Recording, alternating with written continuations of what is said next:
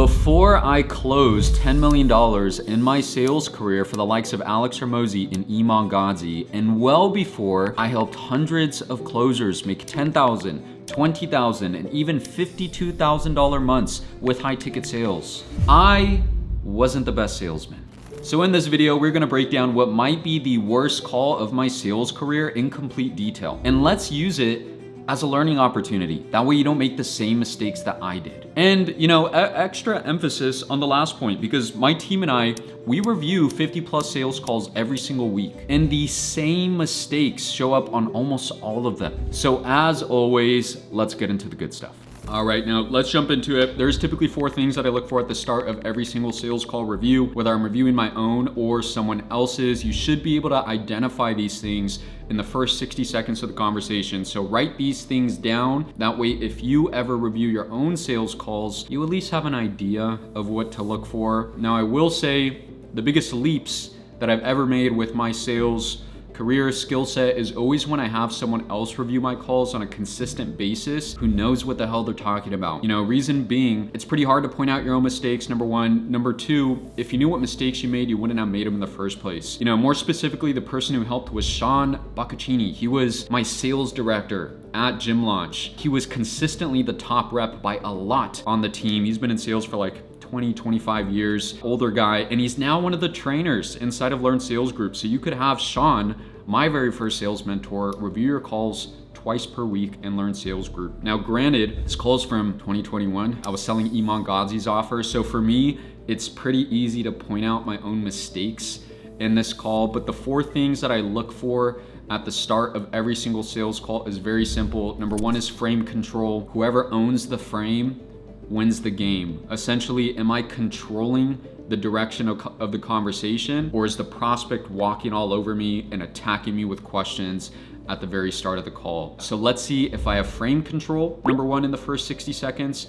Number 2 is, am I showing up as sharp as attack? Meaning, am I showing up the best version of myself? That's all that means, in my opinion. Number 2 is, am I enthusiastic as hell? Now, that does not mean that I'm portraying a fake persona or overly energetic or pretending to be somebody that I'm not. All it means is, can we clearly tell that you want to be there and have the conversation? Are you smiling? Are you personable, right? That stuff matters. So number 3 is, am I enthusiastic as hell? And number 4, am I portraying myself as an expert in the field that I'm selling? People will not buy from you if they don't feel like you know more than them in the niche that you're selling, or else why the hell would they buy from you, right? So you need to portray yourself as an expert. Let's see if I knock these 4 things out in the first 60 seconds here. Hello.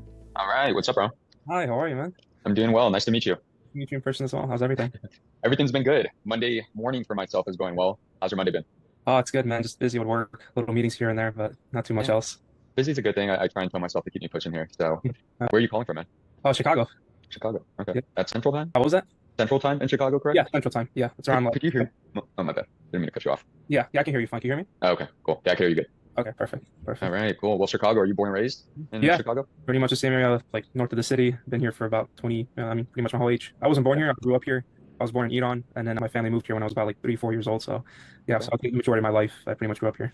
All right. Well, very cool, man. Well, let me know, starting off here. I do always like to ask, I like to keep these meetings as tactical as I could. What was your goal with a call today, just so I could start pushing us in the right direction here? Absolutely. Well, my goal.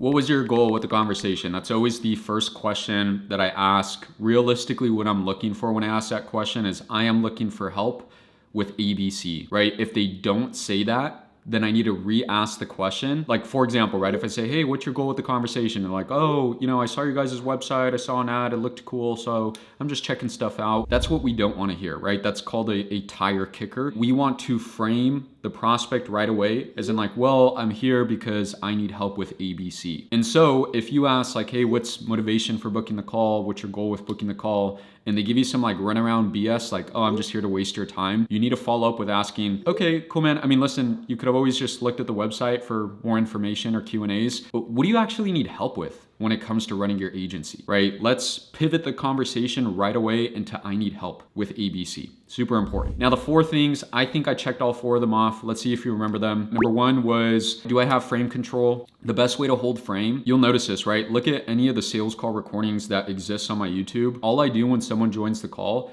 is just bombard them with questions. I hold the frame right away. As soon as they join in, hey, nice to meet you. Where are you calling from? Cool. How's the day been going? Awesome. What was motivation for booking the call? Prospects will intuitively pick up, okay, this guy's in control. Let me just follow his lead and follow his process. So frame control, I think I checked that off. Number 1. Number 2, sharp as attack. I do think I'm showing up the best version of myself.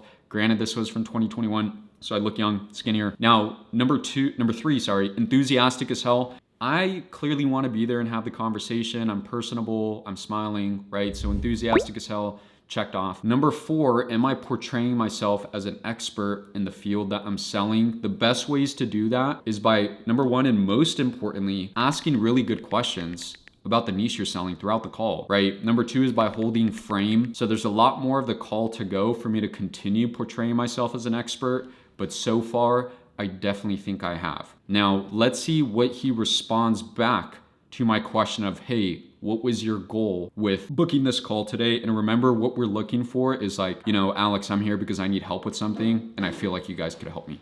Goal is to just get more, how do I say it, more in-face on how do I get clients for my business. So about 7-8 months ago, I left one of my old MSP jobs. So, you know, I work in IT pretty much. A managed service provider is a company that provides IT services for other companies. So that's a job that I left, and I didn't really enjoy working for someone else. So it really pushed me to build my own business at the time. So I started pretty much my online business on Wix. I didn't get far because I was targeting, I have like the business card and everything, which I'll get into a little later. But I didn't get really far because I was targeting individual consumers. So I had this like marketing scheme where I pretty much would get these business cards, and then I would have like a business, like a discount on the back with a code, and I would give like 10 cards to like a specific friend of mine. And if I saw that friend like gave out my business card and someone used it, I would give them like a $5, like pretty much every time they use it, I give them like $5. So it didn't really end up working out. And then I started my next job, which kind of like put my schedule in like a loop, so I couldn't really continue it. But you know, I was watching Iman's videos, I'd say about a week or two ago, and I just, you know, that's really enticed me to like see what, like, if I have the proper guidance, maybe I could get clients. And Yeah. my goal is to, instead of focusing on individual consumers, maybe focusing on small businesses that have a need. Okay, makes sense. So like B2B. There we have it, right? Now, in my opinion, he just said a bunch of ring around stuff. He kind of laid out his current situation, which is cool. But again, what I'm looking for is like, hey, this is a problem I'm looking to solve. And so what I should have done, but I did not do, and what I would do today is follow up with like, okay, that makes sense. Anyways, sorry, but what's the problem you're looking to fix when it comes to growing your agency, right? And I did not ask that. So that's something that I would ask today that I didn't 5 years ago. Now, another thing I'll say is, can you guess what his objection would be, you know, based off what he just said? I don't remember what the objection is, but with what he just said, I could pick it up pretty quickly. Comment below if you can what you think the objection would be. If anything, rewind back and re-listen to it again, right? Now, what I know the objection will be, or what I think, is that, hey, I feel like I could do this on my own, right? So what this guy just did was basically make it seem like he has a successful business that he started that's making money, when realistically, he has nothing. He has no clients. His way of marketing the business was handing out cards and paying someone $5 for getting them referrals, which is a horrible way to market, by the way. And what I should do is sit this guy back down, right? And make him realize, hey man, your business does not exist. This is super important because at the end of the day, if they feel like they don't need help, if they feel like they don't have a problem, or if he comes in acting like a know-it-all, like what are the chances he's gonna get to the end and pay me, you know, $4,000, $5,000, $6,000 for something? Very, very slim. You know, so of course I should follow up with like, what's the biggest problem you're looking to face or fix with your agency? But another thing I should do is just point out and do a little jab and be like, bro, sorry, so you were trying to get clients by handing out cards for $5, right? Or just say, oh, okay, so dude, I mean, it sounds like you have 0 clients, so you're just starting this out. Is that correct? Right? Just to sit him down and make him realize, yeah, I don't have clients, I don't know what I'm doing. That's why I'm looking for help. Now let's continue the call and see what happens next. Is your plan, is it still to go the IT route, or were you looking more so at the marketing side of things, or what did that look like for you? Well, I was thinking IT mostly because it's what I'm good at. I haven't done much marketing research before. I wouldn't say I'm the best marketer, but you know, I already have the IT skills. I know how to fix computers and, you know, do a lot of stuff with it. So I kind of want to brand myself based off my skill sets, and IT is the thing that I'm good at. All right. Well, there you go. We'll chat about it a little bit, man. Did you happen to see those videos that we sent over to you as I well, the did. resources? Yeah, I did. I watched the one that was like about 40 minutes long. He kind of described like how the whole business is set up and how there's like three different models. Like there was a first model, the second model. He just kept enhancing it, making it better. Yeah. But I was Yeah. watching mostly the videos on YouTube, and he really went in depth on like how to create your own agency. And then like he kind of described that this agency navigator would get you up to 10K, and then beyond that, there's like different phases in the programs that you guys offer on the websites. But Yeah. 10K a month for me is like a lot of money. So if I could even get that, that would be amazing for my first business. Okay, cool, man. Well, I mean, just So with that right there, right, 10K is a lot of money. It would be amazing if I could get that with my first business. He basically just said, I don't know what the hell I'm doing and I'm just starting this off. I should have just followed up with like, yeah, okay, man, that makes sense. I mean, listen, 10K is not a lot of clients, but I mean, it sounds like you're just starting off with this thing. So it sounds like, it's hard to see what's possible. Just a little jab, sit down. You don't know what you're talking about, right? That's why you're here. And again, it's to get them to pivot their mindset into I know what I'm doing, from I know what I'm doing into I need help. Now, last thing I'll mention is I always ask about pre-call content if you have it, right? If your company is sending out, or your offer, if you're a business owner, if you guys are sending out marketing material, make sure they consume that, right? It's just gonna heat them up. It's gonna make them easier to close on one call. It's gonna raise their interest level from I'm just curious about this thing to I'm highly interested, which is way easier to close. so, overall as well, like the goal for me with the call is just to make sure this is a good fit for you. Also to tackle any questions that you do have. So first, I do want to see like what you've tried with the business as far as getting clients. That way I can make sure this makes sense, then it is a good fit, and then we'll pretty much go from there. Is that okay? Yeah. Do you want to start by looking at it? I pretty much relaunched it yesterday. I went on Wix and I had to pay for it again, but I can give you the domain address and then you can see it and I can kind of describe like what I'm offering. Hey, man. Don't let them screen share. Don't let them take control of the call, right? So I actually do the right thing here, which you'll see right now, where I tell them like, no, man, don't send me your website. Just give me a breakdown of what your business looks like. The last thing I want, especially if I have back-to-back calls, is to have this guy start screen sharing and walking through, his website or show me his pitch deck, things like that. That's just a way for them to take frame and take control of the conversation, and you're losing your route on the straight line of the sell. So Jordan Belfort talks about this all the time, straight line selling. The way to view it is like your job as a salesperson is to be the security guard to let's say a famous person walking them down the red carpet. And our goal is to get them to the end of the red carpet, AKA close the deal. But along the way, there's going to be people trying to interview them to get their attention, people trying to take pictures of them, and we just got to get them down the red carpet. So don't let them screen share, all that to say, or show you their pitch deck. Just say, no, we're good. Just give me an explanation. What are you looking for help for? Break down your business for me. I mean, feel free to pop the website in the chat, but as well, I would like a breakdown. Like, what is the exact service that you're providing to these businesses? Sure. So pretty much I offer services ranging from like phones, computers, printers. Like if someone, let's say, needs to set up a scan email or scan a folder using their printer, I'd be able to set that up. So that's one of them. And like pretty much if they need help like updating their computer or like their application doesn't work, their webcam, something, there's just a bunch of stuff. I can't really go into detail, but if there's something wrong with their computer, I'm trying to solve it basically remotely. So I can't really do anything pretty much where I go on site because I don't want my business model to be that way, but I can solve any problem remotely. He said there's a bunch of stuff and he can't go into detail. The reason why he's saying that is because his business doesn't exist, right? So I'm treating this call horribly. I'm treating it as a B2B conversation with someone who has a business when I should be treating it as like a B2C conversation with somebody who's just looking to start off because, they have big aspirations with their life, or maybe they want to get out of their job and so forth. I'm taking this call down the wrong red carpet. My first question should have been like, hey man, so I know you told me like you have 0 clients and you have nothing going on with your business, so to speak, right? But what makes you want to start an agency? What's motivating you to really make this work? Instead, I'm treating it as a B2B call, which is the wrong way to take it because he's just going to feel like he knows what he's doing when he doesn't. So if it's software related, I could probably fix it. Okay, makes sense. So remote IT services, is this, something that you have like IT guys that will be helping you with fulfillment, or starting off, are you kind of bootstrapping it and doing it yourself? I mean, as of right now, like I don't have much money starting off, so it would just be me, and then I would have to kind of work in with my work schedule. So, with my current schedule, it's a little bit flexible because I get to do my job when I can, and I'm usually working 3 days from home, so it's a lot easier for me to maybe work those days. So hopefully, like maybe if I could get like at least 5K, like a few businesses started or like a few businesses signed up with me, then I would probably hire someone, and that's where I looked at Upwork, and then there's a lot of people offering like cheap services, right? I think some of them are like offering $10 an hour or something, which still, if you add up, like if I give them like 4 hours a day, that's still a lot of money. But if I have 4 or 5 clients, maybe we can make something work. So like Iman talked about this a lot. Like he said that there's people that are in Slovakia or like Romania or something where you pay like $400 or $500 a month and then they'll pretty much work full time, which is great. Yeah, 100%, man. I mean, what's been Out of curiosity, like what's been the issue with getting this business up and running? Is it strictly finding clients or, what did that look like for you? Yeah, I would say just because before I was targeting individual consumers, like literally I'm like these business cards. I'm like, hey, give them out to your friends, see if I get anything.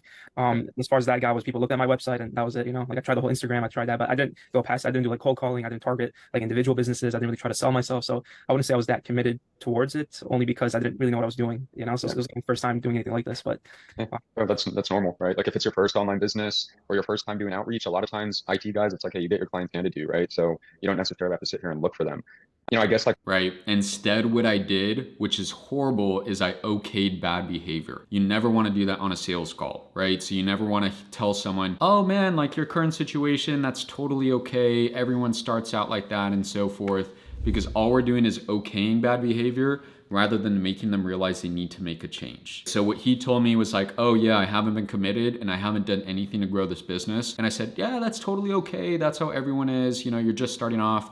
I'm being way too passive. I should have went the other route of saying like, all right, man, I mean, if you're serious about this thing, like, why haven't you done anything? Or what makes you committed now to actually make this work? Obviously you're on this call, but what's going to make you actually put the work in and get clients and to market this thing? what shifted for you? Like what makes you want to be committed to it now? well, I would say my current job, like I'm very happy with it. But the way the economy is going, the way I'm seeing people get like they're not really getting promoted in my company, like especially IT guys that have been working there 2, 3 years. Like it makes me think that, hey, is this like the future of this like working for someone? Because I don't think you'll ever get rich Yeah. working for someone. Like you don't look at the Lambo that someone drives in the street and you're like, oh, that guy must be like a great lawyer working for someone, or that guy must be like he probably went to college and did this, and that. Now he's a Lambo. Like it never really works that way. Like everyone that's been successful that has like the money that like you can get that kind of stuff. Yeah. They did it building their own businesses. So when I looked at like Iman's videos, I saw that he's a lot younger than me. He's like I think 23, 24 maybe, and I'm 26. I'm like, hey, this guy could do it. He was born in freaking the year 2000. Like that's just crazy. Now he lives in Dubai, makes millions every year. So Yeah. it opens your eyes, and then I've been pursuing a lot of like I have 3 tenants. I wrote them on the board behind me. Pretty much it says expand your knowledge, expand your power, expand your horizons. So I pretty much try to expand my knowledge by reading a lot of books. This one's called Human Nature by Robert Greene. I try to expand my power through sports. Like I'm a jiu-jitsu practitioner. I compete. I do a lot of stuff, and then I also like traveling the world. So that's where I try to expand my horizons. So I'm very ambitious towards this stuff, and every year I try to do something different where I can expand myself almost. Like how do I level up? It's like a video game, like how do you level up your character and this and that. So that's I just can't stay stagnant. I'm not satisfied making 70 to 100K a year. I'll never be satisfied with that. I think I'm made more for that. Yeah. So what's the big point of focus for you? A lot of times when I do speak with people and it's maybe their first online business or they're looking to start an agency, usually it's one of three of those freedoms that they're looking for. Either like, hey, financial freedom, I just want to make more money, time freedom, also location freedom. I guess like what's most important to you with coming into the online space? I would say definitely location because I want to be able to go anywhere in the world that I want to. Like if I want to. I think that's a good question. I like using that. You could use it in B2B or B2C. For B2C, it's the three freedom question, meaning like, hey, what I just said, out of those three freedoms, what do you feel like is most important to you? The reason why it's a good question to ask is like, you got to think about it. Most people you speak with have never had conversations like this with anyone in their life where they're talking about their goals and their problems and where they want to end up. On top of that, most people don't even know what goals they have. So you got to help them uncover it. And so that question is a really good way to help people uncover the goals they have. Meaning, hey, most times when I speak with people, it's one of three freedoms they're looking for: financial, time, or location freedom. What's most important to you? Once they say financial, you could say, cool, what does that mean to you, right? And then they start drawing the picture of what they want their future to look like and what their goals look like. AKA, we're helping them uncover the goals that they may not know they have. For B2B, you could ask something of like, let's say I'm selling like B2B lead gen, right? Hey man, when I speak with, a lot of businesses just like you that are trying to scale and they're struggling to get clients, it's usually one of three problems that they're facing. Either one, lead gen, like testing new ways to market and get consistent leads for your business. Number two is sales, meaning you're getting leads, but you're not closing the deals. Or number three is fulfillment, meaning like, hey man, I'm getting a lot of leads and I'm closing a lot of deals. I just can't fulfill on these guys. Out of those three, what do you feel like is holding you back? Then they say, oh yeah, lead gen. Okay, cool. What do you mean by that? Could you break that down for me? So really good question to ask. But, if I could change anything on this, it seems like this guy just wants to quit his job and have his business pay him enough for that. And so I probably would have just asked like, hey bro, so it seems like you're starting this agency. Like you want to get this up and running so that you could leave the IT job. Is that correct? Yes, that's correct. Okay, cool, man. How much do you need to make a month to make that happen? And just really dove deep into like the immediate reason why he wants to start the agency and paint out what that picture looks like. Spent a month in California because the weather's nice, and I don't know if you've ever been to Chicago, but the weather's trash here over the winter. You don't want to be here pretty much like past November all the way to like March. So like I want to be able to travel wherever I want and have my business like pretty much running like wherever. And the second thing is I don't want to be working for someone where the next day I could be fired for like whatever reason, like a company goes from public to private or something happens, and they're like, oh, we got to let go of pretty much 20% of the company for just to make profit or something. Yeah. So I don't want to be a victim of that. I want to be in a position where I'm making my own money, I'm supporting myself, and I don't have to rely on anyone else. So I would say, that's not one of the three things that you said, but well, I guess it could be financial freedom. But Yeah. I don't want to answer to anyone like for the rest of my life. Like I can do it for now while I'm learning, but I don't want to be doing it beyond that. Yeah. And out of curiosity, I guess, like, why is that important to you to go like the online route to get those freedoms? Because I could do it from anywhere. I don't have to be at a specific location. I don't have to.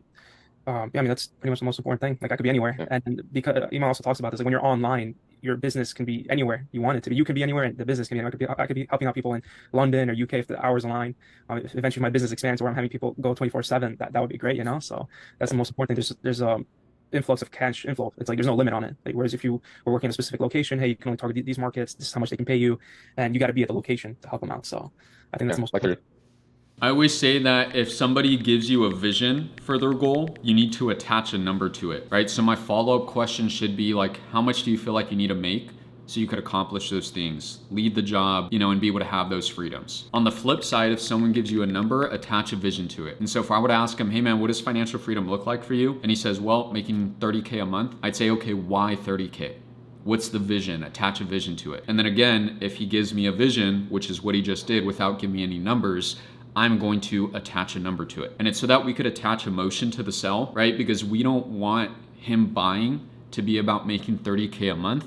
We want him buying to be about traveling or helping his mom or whatever the vision is that 30K is gonna do for him. There's no cap essentially to what you can make. So, well, your current job, are you in IT currently? Yeah. So I'm a tier 2 desk analyst working for a company called Meltwater. They're a software. They pretty much sell software. The sales guys will pretty much tell you what they need, but they basically do like what I think Iman's agency business does, where they sell like marketing agencies and software where it helps businesses improve how they target their audience or their clients. Okay. Is that in person for you, or is that something you're working from home with? Yeah. So my job is both. It's hybrid and in person. So I do 3 days online from home, and then 2 days out of the week I go in the office. But they're like super flexible. They're like if I'm sick or whatever, if I'm very busy or something happens, like I could pretty much do my job from home without any issue for the majority of the week at least.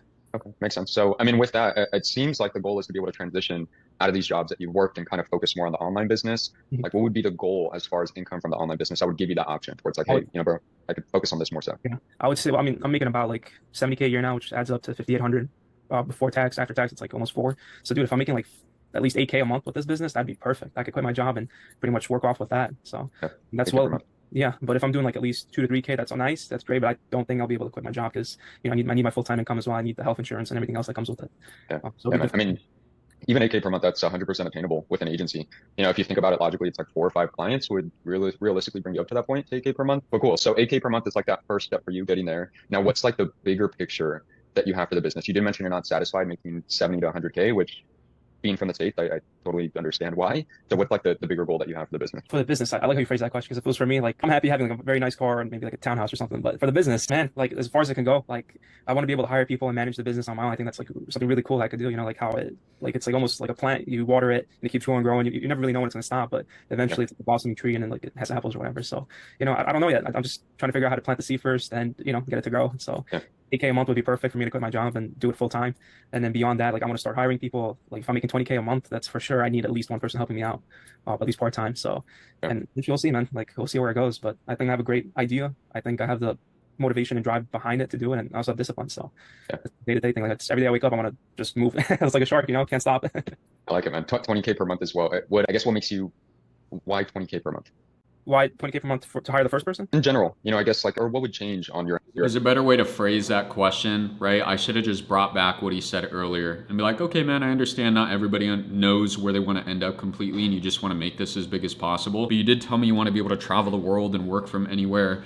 I'm sure you realize 8K a month, it's going to be kind of difficult to do that. So how much do you need to make that happen, right? And then once he says like, well, let's add it up, I'd probably need to be making around 15, 20K per month. I could say, cool, quick question for you. Don't hate me here. Do you think you would ever be able to achieve those things if you just stayed in the same position you're in now and stayed in that IT job? Which is an obvious no, right? But we're asking that because we're trying to make him realize through question asking, not statements, that he needs to make a change, take action today, so that way he could start trending towards the vision that he has in his head, right? Because right now, based off what he said and where he's at, he's not aligned with where he wants to end up at all. And with making 20K per month from the online business? Well, let's say this: if I have 20K, if I'm making 20K a month, then at least I probably have like what, like 10 to 15 clients, and that's, it's not bad. I could definitely manage it because in my old company, I was managing 750 companies in a room of 100 people, and sometimes it would be 100 people, like 20 or 30 people. So I would do that like 5 times a week. So I can manage like 10 to 15, but like after that, I probably have to start hiring someone, like maybe a close friend that does IT, Yeah. and then kind of show them the ins and outs and go from there. Yeah, 100%, man. And that tends to be like the first hurdle that people run into, especially if you're going the IT direction. It's like, hey, there's only so much time in the day for you to sit here, look for clients, sign the clients, and then service the clients as well. So usually you want to be proactive with that and like, hey, make sure that you have at least a couple guys that you could outsource this work to. That way you could focus on like the money making activities, right? I find the clients, I close the deals, and then from there, have your contractors, so to speak, deliver the actual service. So, I mean, with that, is this something that you're looking for help for as far as helping you grow the agency and look for clients? Yeah, I would say that's my biggest thing is kind of getting the boat to flow, like getting in the ocean and getting to row. So that's pretty much all I need. I mean, for the most part, I built the website. It's, I can show it to you later if you have time, but like I know the ins and outs a little bit. I could probably start doing the cold emails, sending those out. I don't know if I'm comfortable doing cold calls yet, but I could probably do cold emails, see if I get any initiative from that, maybe a few Zoom calls.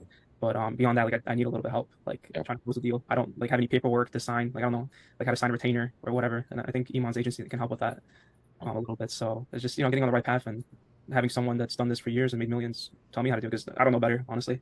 Yeah, yeah. I mean, getting clients and closing deals are definitely big. He doesn't know what to do because he doesn't own a business and he's never had a client before. I did a bad job on this call making him realize that he's a newbie, right? Instead, I almost treated it like a B2B call, especially at the start where I'm asking him, how is he getting clients now? What's the service you're providing? Do you have any contractors hired? It's obvious he doesn't if we just listen to the first 30 seconds. And instead, I should have just made him realize at the very start, hey man, we're not having a B2B call. Like, you're literally brand new to this. Is that correct? Okay, cool. So what makes you want to start the agency in the first place? So yeah, let's jump into it.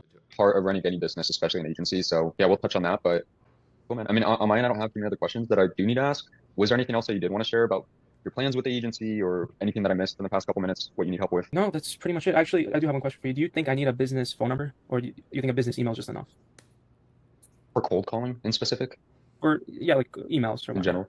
Yeah. Should have laughed, right? Now I would have been like, dude, come on. No, you don't need a business phone number, right? But we'll help you and set that up. I know you're brand new to this. And just subtle little jabs to set my frame higher and set them more on like, all right, I need help and I'm brand new to this thing. But discovery is over. And that was, in my opinion, a horrible discovery because I did not dive deep at all.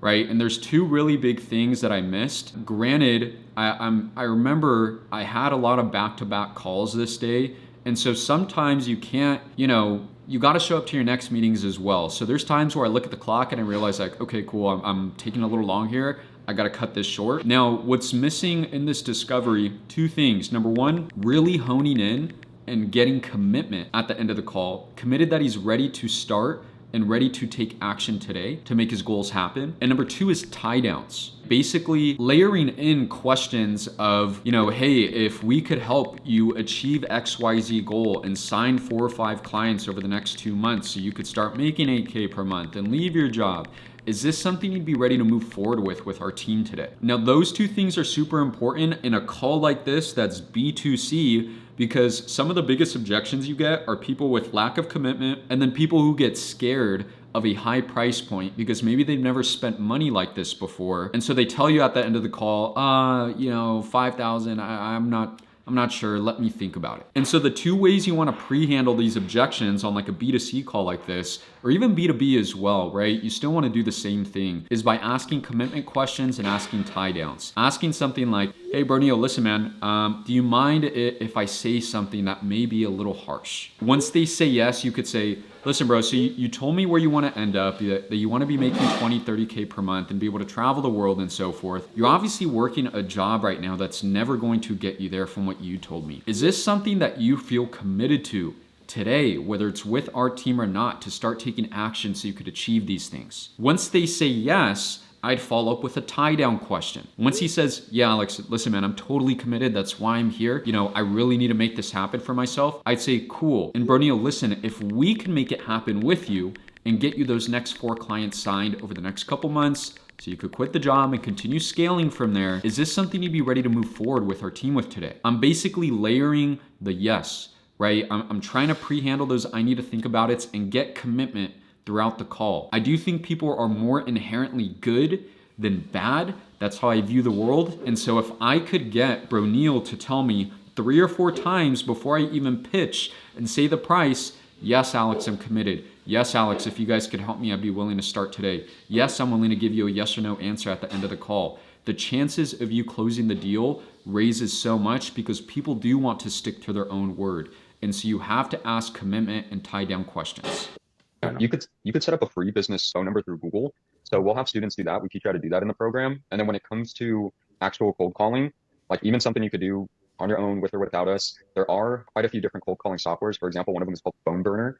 I believe it's $70 per month that you pay. And then every time you give someone a call, the call they receive is actually in an area code right next to them from the same city as them, right? So the thing is, even if you get a business phone number and you start phoning people from, let's say, a different state, New York and so forth, the chances of them answering a call from Chicago, it dramatically declines compared to them receiving a call in New York from somebody from New York. So business phone number, not necessary, man. It's not going to make or break anything. And then for cold calling, we push you the direction like, hey, let's set up a good cold calling software to use, if that makes sense. I see. Cool. And then I don't know if you have time maybe to look over the website, maybe skim through it, or if you don't have time, I can give you the website domain and maybe give me some feedback on it. I'll really appreciate it if you maybe take a look. It's not complete, like I said, and there's some changes I want to make, especially after watching Iman's videos. Mhm. But if you give me some feedback on that, that would also be great. 100%, man. I mean, just so you know as well, like these calls they're not necessarily supposed to be coaching calls. It's more so to see if you're a good fit to have a coach. I would just say this time, like whenever someone asks you questions like that, always subtly let them know that the team or your coach or your account manager will handle that for you, right? We're basically assuming the close while still answering their question. And so if he'd say like, hey man, could you actually review my website? Or hey Alex, could you look at the last trade that I did? Or Alex, could you look at my Facebook ad manager? Let's say if you're selling lead gen, I'd say, oh yeah, man, listen, we could do that right now. We don't have a lot of time. I'm just gonna have your coach do that on your very first call that you take as soon as we enroll you. I'm still answering the question and I'm also assuming the close and layering in those commitments and yeses before I pitch the product. To help guide you with the website, building out the agency, signing clients and so forth. I mean, where would you like to go from here? Is this something that you want to, I'm assuming you have questions. We could just sit here and tackle questions. Option 2, I could also give you a breakdown of the program, explain how we'd be helping you with that with the coaching team. So, either or, up to you. I think let's do the latter where you mentioned that how you guys would support me. I think that's a better idea. Too passive. I used to do that on all my calls, and I'll let you know my reasoning, right? When this is transition, so we intro, frame, discovery, and transition is like the very short piece of your sales call before we move to the pitch. One thing I always used to do was say, yeah, man, I mean, listen, 2 options. Either I could allow you to ask questions, we could tackle questions you have, or I could just explain how we could help you, aka I'm gonna pitch you, right? And the reason why I used to say that was because I wanted them to feel like they're in control, and pretty much everybody picked the pitch option anyways. And even if they said like, oh yeah, I have a question, as soon as they asked it, I'd say, oh man, I'm actually about to answer that in the pitch. So do you mind if I just break that down? Now, the reason why I hate it and I wouldn't do that now is because you do want to have, I'm just being too passive in this sales call, right? Prospects are looking for confidence throughout the call, right? This guy doesn't know what he's doing on any sales call, right? Whether it's B2B and so forth, they're looking for you to be a beacon of light, to be confident, right? And to piss confidence on them that, hey, this is the guy I need to move forward with. They could definitely help, right? And so what I would do instead is just eradicate, pick questions or pitch, and I would just say, Bro Neil, listen, man, with where you're at, we could definitely help you, bro. I mean, this is what we do. We'll be able to get you a good amount of clients over the next couple months. I would love to explain how we could help. And once he says yes, I would just move directly into the pitch. Before that though, I would ask my yes, no, or maybe frame question, which is probably what you'll see here. Okay. Yeah, we could do that. And that'll probably tackle questions you have too, and then we'll answer the rest right after. Perfect. And then I do always like to preface, bro. I know at the end of the call, there's like 3 things you could say. Either, Alex, let's do this type of thing. No, which I'm 100% okay with the no. I do want to avoid like I don't know, let me talk to my dog about it and, and try and keep it between a yes or a no. Is that okay with you? Sure. I do want to let you know. Too passive, too friendly. It's a great question. The yes, no, or maybe frame, if you don't use that on your sales calls, you definitely should. It goes back to my theory, my framing, my belief that people are more inherently good than bad. And so, if we could get them to say multiple times, yes, I'll give you a yes answer. Yes, I'd be ready to start today. Your chance of closing just increases. I just need to be a lot more straightforward and less passive in this call. Another thing I don't like is my camera angle.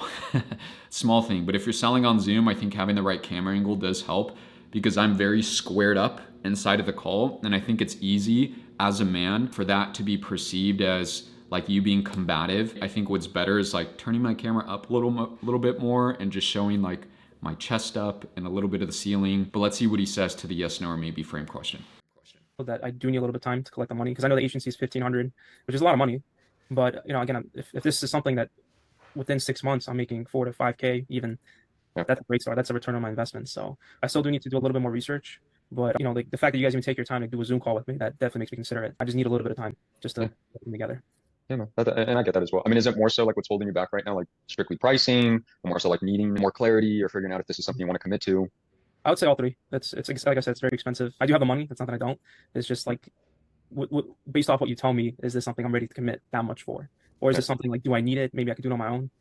See, there we go, right? There's the objection that I guessed, and that's the exact thing he has in his head. It's not about money. He has the money. His whole thing in his head is that I did not do a good enough job at getting commitment. I'm making him realize he needs help, of diving deep into the problem. And so now we're here before the pitch. I'm saying I need a yes or no answer. And he's saying like, well, I don't know. Like I need to do more research because I'm not sure if I even need this thing. Like I could probably do it on my own.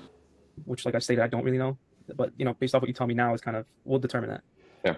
Well, bro, I mean, the big thing with us, it's not necessarily that we have some secret sauce that we're gonna hand to you that's just gonna get you rich overnight. The way we look at things is like, hey, how could we cut down what usually is a year to a 2 year process, making mistakes such as contacting B2C businesses when B2B is where the money's at, and chop that stuff down to 3 to 6 months.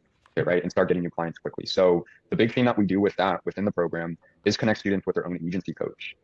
All right, so I'm gonna skip the pitch. I'll post another video on pitching. I'm sure my pitch isn't good. In my opinion, I would be doing it a lot differently. It's probably a very feature-based pitch. But again, deals get closed in discovery, right? So all the objections that I'm about to get at the end of this call, because this is an objection call, plus the fact that he told me that, I'm not sure if I wanna do this, maybe I could do it on my own, is because my discovery section of the call was not up to par, right? I didn't dive deep into the problem. I didn't make him realize that he needs help. I didn't ask commitment and tie down questions. And so now he's unsure if he even needs to buy this in the first place. Now I am going to skip the pitch and get to the objection handling. Is there like any way you guys could provide like a monthly, like I'll pay monthly instead of the whole year up front? Yeah, I mean, let me know, bros. Is this like pretty much just figuring out how to make it work with your finances at this point? Pretty much, because I mean, like I said, it's like a big time commitment to just drop 1,500 while I'm still in this phase. Like I said, What I'd say instead, right, if someone says like, hey, yeah, okay, it's $5,000. Could I split it up into, do you guys have payment plans? What I always say now is, I mean, most people do pay in full, right? And then see if they'll pay in full. If they say they can't, my follow-up is always, okay, listen, man, I don't want you to put yourself in a bad spot financially. If we could figure out a way to split this up for you, is this something you'd be ready to move forward with right now? And now, so essentially before I explain the payment plans, I'm asking a tie down question to get them to say, yes, Alex, if we could split this up, I'd be ready to move forward right now. On the flip side, if they say no, if they're like, well, even if you guys have payment plans, I'd still want to think about it. There's still like a doubt or fear objection that we need to handle and back this conversation up before we even talk about payment plans. Meaning if I would ask that and say like, hey, yeah, man, we got payment plans. I mean, if we could figure this out, would you be ready to move forward right now with a payment plan? And if he says, well, no, I'd still need to think about it, I'd say, okay, let's take a step back here. What exactly is coming up that's making you want to think about it, just to see if I could help? That way I could figure out what the real objection is and handle that before I try and close again. And if you handle it correctly, there's a strong chance that he won't need a payment plan at all. I closed this guy on a payment plan and he could have paid in full, but because I didn't pick that up and realize that there's a real objection and it's not a money problem, I was only able to close him on a split pay. I said I still need to get the email going. I have to get the phone number going. I have to get the website in order before I even start doing any of that. It's just like, I think it's like a month or two process before I put myself out there, I think, before I start. That's how you look at it, man. I mean, like realistically, that stuff should only take you 5 to 7 days to get set up. That way you could start with outreach. Even with us, man, like you'll have those things set up relatively. 2 months is far too long. So getting that website built, getting all the small things and systems set up so that way you could start putting yourself out there, contacting clients. I mean, you'll get that done in 5 to 7 days. But yeah, man, I mean, ultimately, like if I could, most people do pay in full upfront. I mean, if I could like work something out that way you could divvy up the payments, would that be something that you want to do? It would help a lot more. Yeah. Okay. Well, let me know, man. I guess like what do you have set to the side? He didn't answer my question directly, right? He said, yeah, it would help a lot more. I should have followed up with like, I understand it'll help, but is this something you'd be ready to move forward with right now if we could split it up? Or it's like, hey, Alex, like this is what I'm comfortable with investing outside of my bills. I could still buy food if I put this in. Open wallet, right? If you're setting up a payment plan, the best way to do it isn't by saying, okay, cool, so we have 3 options. You could do 2 months, 3 months, 4 months, right? The best way to do it is you want them to feel like you are on the same side of the table as them. Like we're shaking hands and saying like, cool, bro, Neil, let's figure this out together. Listen, man, I know you have bills and so forth. Like, what do you currently have saved, right? We want to figure that out first before we present the payment plan, because then they feel like you're actually trying to help them and we're coming from the same side of the table. But to back this all the way up right now, I'm still handling the wrong objection. I think this is a money objection on this call back in 2021.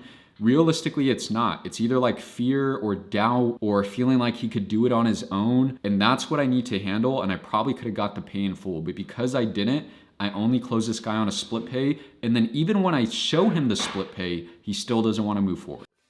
I could do, let's see, let me do some math real quick. 1,500, a month. Just a one-time payment, by the way. It's not 125, yeah. Are you guys okay with doing like 125 a month or 150? yeah. Like that's even pushing it, but the 150, like I would end up paying more by the end of it, end of the year, more than the one-time payment. But is that something that would work with you guys? I mean, it wouldn't, bro. Big reason, like we have to pay our coaches. All of our coaches are doing at least 20 to 30K per month, so it wouldn't make sense to divvy it up into that. And then on top of it, the times where we have people just don't take it seriously because it's like they're with the program. I mean, what I can do, how about we just cut it in half, bro? So that way you could get started. Right. So my follow-up should have been like, hey, Brunio, I get it, man. Everyone wants to split it as much as they can.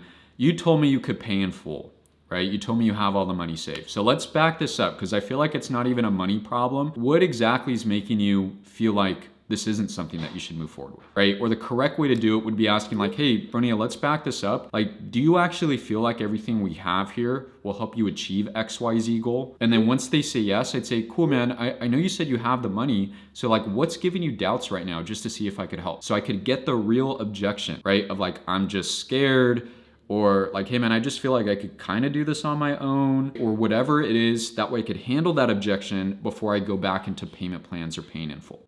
With the first half, the coaching, the program, the Monday through Friday calls, and then we could just come up with a date, whether that's like a month from now, and where you could pop in and pay the remaining.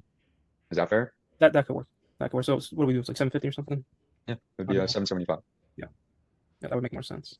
Mm. Okay. Can you give me a little bit of time to decide on this? I still I know you mentioned in the beginning, talk to your dog or whatever, but I want to know, like, before I make this commitment, this is 100% what I want to do. That way I'm comfortable. Hey, like, I don't care, 750, like, I'm going to do this, is that okay with? Right. He's not willing to move forward because there's still some doubt or objection in the background that I'm not handling. Instead, I treated this as a money objection when it's clearly not. This guy could have paid in full. Yeah. Yeah. Well, that's why I did mention like, hey, if I could split it up, would this be something you want to do? Mm-hmm. So, at this point, like you kind of wanting to think, is that more so still pricing or more so like, hey, I'm just not sure if this is something I'm ready to commit to? I want to know if I'm 100% ready to commit to it. That's it.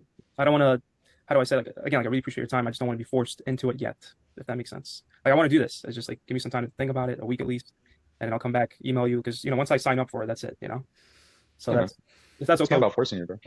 Not about forcing you to do anything. But I think put it this way, is this your first online business for yourself, technically? Yes. I've never done anything like this before. So I've always, like I said, I just started my first official IT job a couple years ago. So yeah, I'm only 26, man. So it's, I want to, like, any decision I make in my life, I need to know that, it's the right decision. This is one of them where I believe it's the right decision. I just need to take time to consider. 100%, man. Well, with that, it is natural to have a little bit of nervousness or like, hey, nervous of the outcome and so forth. But I think the big thing, bro, is, you wouldn't necessarily be on the call with me if it was something that you weren't committed to, right? Like, I think the big thing is you're committed to this and the idea. It's more so just committing to yourself. And, bro, we have 17, 18-year-old kids that are crushing it with their agency while in school still and so forth. So, don't you think, like, if you do want to position yourself that way, you could be able to have the location freedom you want or build up to making the money that you want? Like, it is something that you should commit to yourself for. Yeah, 100%, man. Just give me at least a week to think it over. That's it. That's pretty much the time because it'll probably be an S. I need to be sure about it. That's it. Okay. And is that more so just kind of being like scared or nervous? Oh, not scared or nervous, man. No, I'm fine. Even if I lose out on the 1,500, which I doubt, it's not like that I'm scared or nervous. Just like, let's say, like, I'm going to buy a car. They say for a dealership, it's like, all right, just let them know, like, hey, I'll think about it. I'll come back. It's not to get the price dropped or anything or waste any time. It's just like, hey, let me think about it. I'll come back next week. I got the 1500, 750, whatever it is. Let's do this. That's pretty much the only thing I need right now. I get that, man. I mean, big thing, like it kind of like think of it logically, bro. If you tried this already and it didn't work out the direction you wanted it to, and now you kind of have someone that could literally guide you throughout the entire process. You'll have an agency coach that's already running their agency. I mean, don't you feel like this is kind of a logical direction that will make sure that you succeed with this? Yeah, 100%. Man. Like I said, it's not a no. It's just give me a little bit of time. That's it. Okay. So it's nothing to do with the way like, I'm starting to get on the wrong side of the table as him, and we're starting to get a little bit more combative. What I would do now in hindsight would be back up. Whenever I get an objection, I always ask the same questions. Number one is like, hey man, I totally understand that you feel like, you want to take a look and research or figure out if you're committed to this. But number one, let's remind you why you're here. Do you feel like everything we have here today will help you make X amount per month, achieve X goal, and solve X problem, right? We want to remind him why he's about to buy. Whenever you're in the heat of the moment and you're dropping a 5, 10, whatever price point it is for like a high ticket product, people suddenly forget why they're on the call because all they hear is money now and they gotta pay. And so when you receive an objection, you need to remind them why they're on the call. So with Bronil, I would have said like, hey man, commitment aside, like, do you actually feel like this will get you to achieve XYZ goal and solve X problem? Once he says yes, I'd follow up with like, okay, so when you say like you want to think about it, what exactly is coming up? Just to see if there's anything I could do or help, right? And with that, he should give me his real objection. Right now, he's giving me a bunch of smoke screens, basically a bunch of BS excuses just to jump off the call. And there's a real reason behind everything he's saying as to why he's not willing to buy right now for something so cheap or splitting the payment up. And so we got to figure out what that is so we could handle the real objection. And right now I'm just going back and forth with him on things that he's saying, and it's getting a little bit combative. And so that's what I do differently. like I've done it, I don't know how to do it. It's just I need a little bit of time. I'll come back to you, I'll email you, or I have your phone number on WhatsApp. So I'm like, hey, let's do this. Can I do that? Is that fine with you? I come back next week, like, hey, I'm ready for it now. Yeah, I mean, bro, you could always buy this through the checkout cart. You don't need to speak with me on a call, right? Like we have a whole landing page with all the information you need and so forth. It just doesn't include any of the coaching spots. So that's what we use these calls for, is to make sure you're a good fit, make sure we can help, and then you get an agency coach as well. And I know you'll be a good fit for it, bro. I know that we'd be able to help you and help you position yourself out of that job, focus more on this, hire contractors. I mean, I guess what's holding you back from committing? I just need time, man. Just to think about it. That's pretty much it. Like there's nothing holding me back. Like I said, I just need time to think over, see if my finances Remind him why he's on the call. in order, and that's it. Okay. If that makes Well, sense. is that going to be like you need a week or a month or a year? Give me a week. Give me this week. Okay. Okay. Well, bro, I don't think it's more time that you need. Most people they use this to get more information to be able to make a decision, right? So I guess like what information do you feel like you're lacking here to be able to make an actual decision? Well, I would say that it's a good question. Because like what's time going to do, bro? It's just going to, it's kind of doing a disservice to yourself, right? Maybe you overthink it, you're going to push it off. You're just, I'm fine with what I'm doing now. No, I agree with you, man. I agree. I mean, if I get started now, I might get a client by the end of the month. So you never know instead of the week. But like I said, man, if I come to you next week, you already said like we already had this call, we already had this conversation, and I'm like, hey, let's do it, Alex. Would you be able to get me the same thing pretty much that you got me now? The coaching. Yeah, and bro, I'm not the type like scarcity stuff or takeaways. Like I wouldn't be able to get you the coaching, right? You would just have to get it through the checkout cart for the full price. But that's part of the reason why it's like, hey, if there is information that you're lacking or something that you feel like a question that you have, that way you could make a clear cut kind of decision. Let me know so I could give that to you. Okay. Yeah. I mean, Tonality is good. I will say that. I think that's something I've always had kind of naturally, just like using the right tone so people don't feel like I'm combative or they, feel like I'm listening to them and so forth. So I will say that. so are you basically asking me to make a payment now, or would I be able to make it? Like, would I be able to text you next week? Hey, let's do it now. Does that make sense? Yeah, I mean, bro, that's why I asked like, hey, if I'm able to kind of get you a better payment option, would that be something you want to do? And you did say yes. But ultimately, I'm fine if you wait a week, man. It's not going to include any of the coaching, which is a big thing you were looking for, was someone to give you guidance, help you build a game plan. Okay. So what it sounds like is like if I don't do it now, I won't get the full benefits. Whereas if I message you in a week, I won't have those benefits, if that makes sense. Yeah. So I'm closing this deal using scarcity right now when realistically I could have paid in full and got this guy to piff on this deal if I just found out what the real objection was and then handled that. But because I'm so surface level at the end of this call, it's combative. I'm using scarcity. I'm using the payment plan to get the deal closed when, it could have been a pay in full. I could have made more in commission. He probably would have taken it more seriously if he paid in full. Yeah, no, it just doesn't include any of the coaching spots. Okay. But, ultimately, man, we have literally a money back guarantee, right? It's good for transparency. We have a 2% return rate.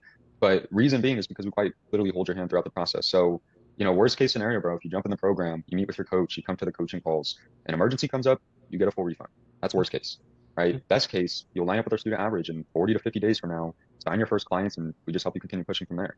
I love using that, but I used it in the wrong way. What I would have said was like, all right, Brunio, let's sit down, man. Let's look at the worst and best case scenario here, right? So I would have said nothing about the guarantee. I just would have brought up worst case or best case scenario. So what I did first was I told them like, hey, just so you know, we have a guarantee, a money back guarantee. Again, like using scarcity because I didn't handle the real objection, or not scarcity, but trying to use like every tactic or weapon I can. When instead what I should have done was handle the real objection. If I had to use a guarantee, I just would have said this. Cool, Brunio, man, I could tell you're super hesitant. Dude, if you don't mind, like, let's look at the worst case versus best case scenario. Okay, your worst case is that you come into this, you pay money, you stick with it. For some odd reason, it doesn't work out for you. And so we literally give you a full refund because that's our money back guarantee, right? That's your worst case. Your best case scenario is you come in here, it works out exactly as you planned and as exactly as you told me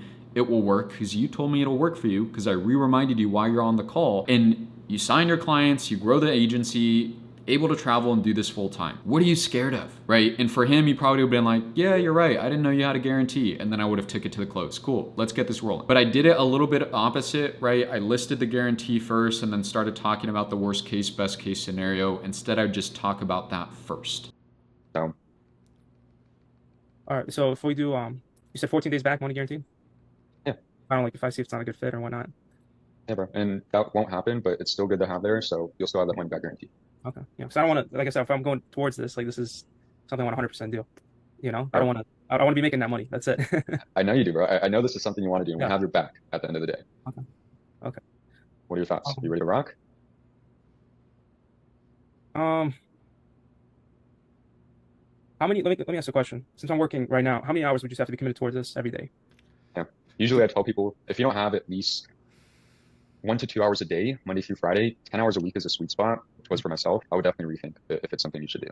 But No, I do have that time. It's just, again, like those days I work in the office, a little tricky. But all right, let's do it. man. Let's do it. All right, let's go, bro. Boom. We got Deal closed. 6 out of 10 sales call, right? If we're looking back and how this could have been better, number one, I should have made him realize from the start of the call, he does not have a business. He's brand new to this, and that's why he's here. I also should have pivoted the conversation right away into like, hey, what's the biggest problem that you're facing when it comes to starting your agency? Because you obviously don't have one right now, right? Also, my discovery was completely lackluster. I didn't ask any commitment or tie down questions. I didn't dive deep enough into his problem. And then with the objection handling, I just handled the wrong objection. I thought it was a money objection. Granted, this was 5 years ago, when realistically there was a real objection behind that. This guy could have paid in full. And if I handled the true objection, which was probably fear or probably lack of commitment, I could have just got him to pay in full, right? And so what I would have done differently is when someone said, yeah, like Alex, I still need to get the money together, give me, a little bit of time, I'd say, cool, let's back this up, man. Just to remind you why you're here, money aside, do you feel like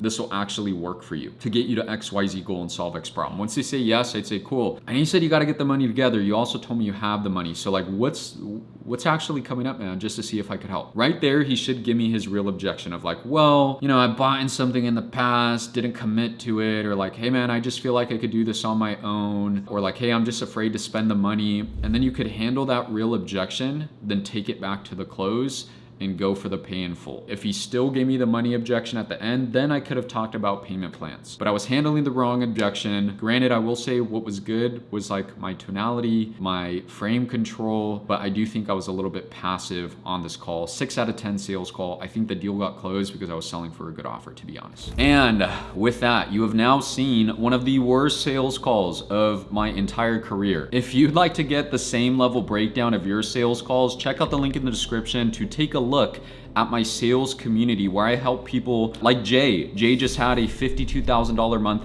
in commission take home this past November. Or even Samuel in the past 6 months has earned over 6 figures in commission take take home and he was brand new to sales. Or, you know, even the lovely Lorelai. Lorelai was a business owner, jumped into remote sales. We helped her land the role and she made 14K on her second month. But you know, if you're not ready to commit to yourself as of yet, totally cool. I have a free 5-hour course that goes over quite literally everything you need to become an elite closer. It should pop up on the screen somewhere right here. And as always, once you learn to sell, you will never starve. Thanks.